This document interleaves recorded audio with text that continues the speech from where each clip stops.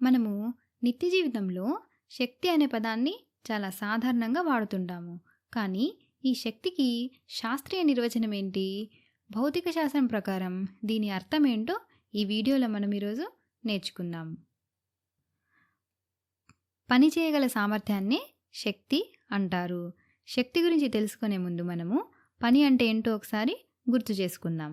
ఒక వస్తువుపై జరిగిన పని అనేది ఆ వస్తువుపై ప్రయోగించిన బలము మరియు స్థానభ్రంశం యొక్క లబ్ధానికి సమానము. ఏదైనా వస్తువుని తోయడం లేదా లాగడం వలన మనం దాన్ని కదిలించగలిగితేనే పని చేశామంటాము. అలాగే పని చేయడానికి సామర్థ్యం ఉన్న ప్రతి వస్తువుకు శక్తి ఉంటుంది. ఉదాహరణకు మీరు పని చేస్తున్నారంటే మీకు కూడా శక్తి ఉంది. ఇప్పుడు మనం ఈ విషయాన్ని కొన్ని ఉదాహరణల ద్వారా మరింత బాగా నేర్చుకున్నాము. ఇక్కడ చూడండి, ఈ మహిళ బండిని ముందుకు నెట్టి దాన్ని కదిలిస్తోంది. అంటే ఆమె బండి పైన పని చేస్తోంది కాబట్టి ఆమెకు శక్తి ఉంది. జీవరాశులన్నీ కూడా పని చేయగలవు కాబట్టి వాటికి శక్తి ఉంటుంది. మరి ప్రాణం లేని వస్తువులకు శక్తి ఉంటుందా? ఆలోచించండి. మీరు క్రికెట్ ఆటలో బంతిని విసిరినప్పుడు అది వికెట్లను బలంగా తాకి వికెట్లు పడిపోయే విధంగా చేస్తుంది కదా. అంటే బంతి వికెట్లపైన బలాన్ని ప్రయోగించి వాటిని కదిలిస్తోంది. అంటే ఇక్కడ బంతి పని చేస్తోంది కనుక కదులుతున్న బంతికి శక్తి ఉంది. ఇప్పుడు మనం ఒక సుత్తిని తీసుకొని మేకు మీద పడేస్తే మేకు చెక్కలోకి దిగుతోంది. సుత్తి మేకుపైన పనిచేసి దాన్ని కదిలించింది కాబట్టి సుత్తికి కూడా శక్తి ఉంది. ఈ రెండు ఉదాహరణల్లో మనం గమనించాల్సిన విషయం ఏంటంటే బంతి వికెట్లను తాకే ముందు అది వేగంగా కదులుతోంది. అలాగే సుత్తి కూడా మేకును కొట్టే ముందు కదులుతోంది. దీనివల్ల మనకేం తెలిసిందంటే కదిలే వస్తువులకు పనిచేసే సామర్థ్యం ఉంటుందని, వాటికి శక్తి ఉందని అర్థమైంది. ఎంత వేగంగా కదిలితే అంత ఎక్కువ పనిని చేయగలవు. దాని శక్తి కూడా ఎక్కువగా ఉంటుంది. తక్కువ వేగంతో కదిలే వస్తువు కన్నా ఎక్కువ వేగంతో కదిలే వస్తువు ఎక్కువ పని చేయగలవు. కావున కదులుతున్న ప్రతి వస్తువుకు శక్తి ఉంటుంది. ఒక వస్తువుకు దాని గమనం వల్ల కలిగే శక్తిని గతిశక్తి అంటారు. వస్తువు యొక్క వడి పెరిగితే దాని గతిశక్తి కూడా పెరుగుతుంది. ఇప్పుడు కొన్ని ఉదాహరణలు చూడండి. మన చుట్టూ గాలి ఉంది. కదులుతున్న గాలికి గతిశక్తి ఉంటుంది. అలాగే నీటిలో వచ్చే కెరటాలు కూడా కదులుతూ ఉంటాయి కాబట్టి వాటికి కూడా గతిశక్తి ఉంటుంది. అయితే ఇక్కడ ఒక ఆసక్తికరమైన విషయం ఏంటంటే వస్తువులు కదలిక లేకుండా కూడా శక్తిని కలిగి ఉంటాయి. అదెలాగో ఇప్పుడు మనం కొన్ని ఉదాహరణల ద్వారా తెలుసుకుందాము. మనము ఒక స్ప్రింగ్ను తీసుకొని దాన్ని గట్టిగా నొక్కి దాని ముందు ఒక చిన్న కాగితం బంతిని పెట్టామనుకోండి. ఆ స్ప్రింగును వదిలేసినప్పుడు స్ప్రింగ్ ఆ బంతిని బలంగా నెట్టి దాన్ని ముందుకు కదిలిస్తుంది. అంటే ఈ నొక్కబడిన స్ప్రింగ్ పనిచేసింది. అది కదలడం లేదు కానీ పనిచేసింది కాబట్టి దానికి శక్తి ఉంది. అదేవిధంగా ఇప్పుడు మనం ఒక రబ్బర్ బ్యాండ్ను తీసుకుందాము. ఈ రబ్బర్ బ్యాండ్ను లాగి వదిలేసామనుకోండి. అప్పుడు ఈ రబ్బర్ బ్యాండ్ కాగితం ముక్కను వేగంగా విసిరేస్తుంది. అంటే ఈ లాగిన రబ్బర్ బ్యాండ్ పనిచేసింది కాబట్టి దీనికి కూడా శక్తి ఉంది. ఇప్పుడు ప్రశ్న ఏంటంటే ఈ శక్తి దేనిపైన ఆధారపడి ఉంటుంది?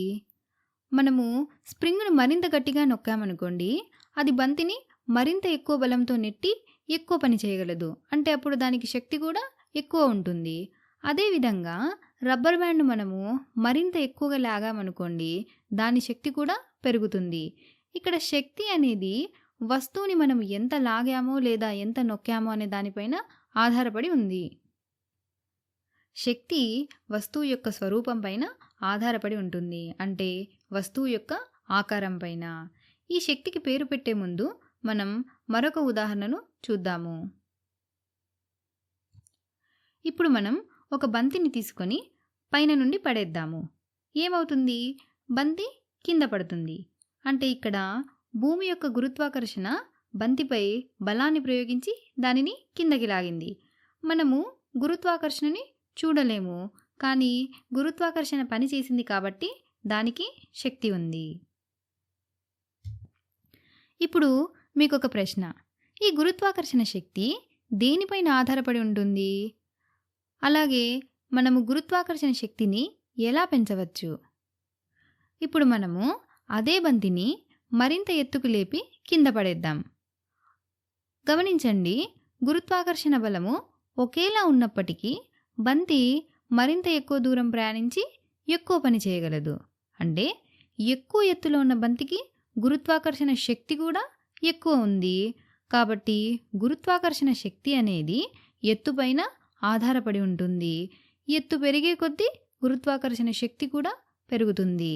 అంటే ఈ సందర్భంలో శక్తి అనేది వస్తువు యొక్క స్థానం పైన ఆధారపడి ఉంది. మనము ఇప్పటి వరకు చూసిన ఈ 3 ఉదాహరణలను ఒకసారి గమనిస్తే, నొక్కిన స్ప్రింగు, లాగిన రబ్బర్ బ్యాండు మరియు పైకి లేపిన బంతి, ఈ మూడింటిలో ఒక సాధారణ విషయం ఉంది. అదేంటంటే ఈ 3 సందర్భాల్లో మనం వస్తువులను వదిలేయగానే వాటికి గతిశక్తి వస్తోంది. అవునా? మనము స్ప్రింగ్ని వదిలేస్తే బంతి వేగంగా కదులుతుంది. అదేవిధంగా మనం రబ్బర్ బ్యాండ్ను మరింత లాగగానే కాగితం ముక్క వేగంగా ముందుకు వెళ్తోంది. పైనుంచి బంతిని వదిలేసినప్పుడు అది కూడా వేగంగా కింద పడుతోంది. ఈ శక్తులన్నీ గతిశక్తిగా మారడానికి సిద్ధంగా ఉన్నాయి. ఇవి ప్రస్తుతం కదలడం లేదు, కానీ వాటిలో పనిచేసే సామర్థ్యం దాగి ఉంది. అందుకే ఈ రకమైన శక్తిని మనం స్థితిశక్తి అంటాము. ఇప్పుడు మనం స్థితిశక్తి దేనిపై ఆధారపడి ఉంటుందో తెలుసుకుందాం. స్థితిశక్తి వస్తువు యొక్క స్థానం పైన లేదా దాని స్వరూపం పైన ఆధారపడి ఉంటుంది. గురుత్వాకర్షణ వల్ల వచ్చే శక్తిని గురుత్వాకర్షణ స్థితిశక్తి అని అంటాము. అదేవిధంగా స్ప్రింగ్ లేదా రబ్బర్ బ్యాండ్ లాంటి సాగే గుణం ఉన్న వస్తువుల్లో ఉండే శక్తిని స్థితిస్థాపక స్థితిశక్తి అని అంటాము. ఈ శక్తులన్నీ గతిశక్తిగా మారడానికి సిద్ధంగా ఉన్న స్థితిశక్తులే. ఇంకా చాలా రకాల శక్తులు కూడా ఉన్నాయి. ఉదాహరణకు కాంతి శక్తి. అంటే కాంతికి కూడా శక్తి ఉంది. కాంతి కూడా వస్తువులను నెట్టి పని చేయగలదు. మనము రోజువారీ జీవితంలో ఇలా జరగడం చూడకపోవచ్చు, కానీ చాలా శక్తివంతమైన కాంతిని ఉపయోగించినప్పుడు ఇది సాధ్యమవుతుంది. భవిష్యత్తులో అంతరిక్ష ప్రయాణానికి ఈ ఆలోచనని వాడాలని శాస్త్రవేత్తలు అనుకుంటున్నారు. భూమి నుంచి పంపే శక్తివంతమైన లేజరు అంతరిక్ష నౌకను నెట్టి దాన్ని కదిలించి వేగాన్ని పెంచగలదు. అంటే కాంతి కూడా పని చేయగలదు. దానికి కూడా శక్తి ఉంది. ఇంకా ఉష్ణశక్తి, ధ్వని శక్తి, విద్యుత్ శక్తి, రసాయన శక్తి, ఇటువంటి చాలా రకాల శక్తులున్నాయి. వీటి గురించి మీరు భవిష్యత్తులో మరింత బాగా నేర్చుకుంటారు. ఇక్కడ మీరు ఒక విషయాన్ని గమనిస్తే, ఈ శక్తులన్నీ గతిశక్తి మరియు స్థితిశక్తుల కలయిక అని అర్థమవుతుంది. అందుకే ఈ గతిశక్తి, స్థితిశక్తులు చాలా ముఖ్యమైనవి. మీరు డార్క్ ఎనర్జీ అని విని ఉంటారు. దీని గురించి పూర్తి సమాచారం కానీ, అసలు ఇది ఉందో లేదో కానీ ఎవరికీ తెలియదు.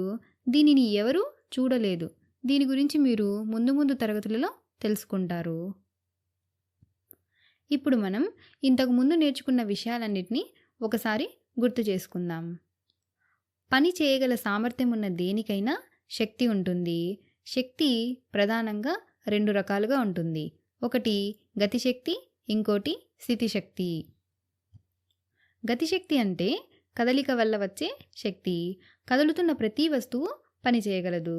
అది ఎంత వేగంగా కదిలితే అంత ఎక్కువ గతిశక్తిని కలిగి ఉంటుంది. స్థితిశక్తి అంటే గతిశక్తిగా మారడానికి సిద్ధంగా ఉన్న శక్తి. ఇది వస్తువు యొక్క స్థానం పైన లేదా దాని స్వరూపం పైన ఆధారపడి ఉంటుంది. ఉదాహరణకు గురుత్వాకర్షణ స్థితిశక్తి ఎత్తుపైన ఆధారపడి ఉంటుంది. వస్తువు తక్కువ ఎత్తులో ఉంటే తక్కువ పని, అలాగే తక్కువ శక్తిని కలిగి ఉంటుంది. ఎక్కువ ఎత్తులో ఉంటే ఎక్కువ పని, అలాగే ఎక్కువ శక్తిని కలిగి ఉంటుంది. అదేవిధంగా స్థితిస్థాపక స్థితి శక్తి వస్తువు యొక్క స్వరూపం పైన ఆధారపడి ఉంటుంది. స్ప్రింగ్‌ను కొద్దిగా నొక్కితే తక్కువ శక్తి, మరింత నొక్కితే ఎక్కువ శక్తిని కలిగి ఉంటుంది.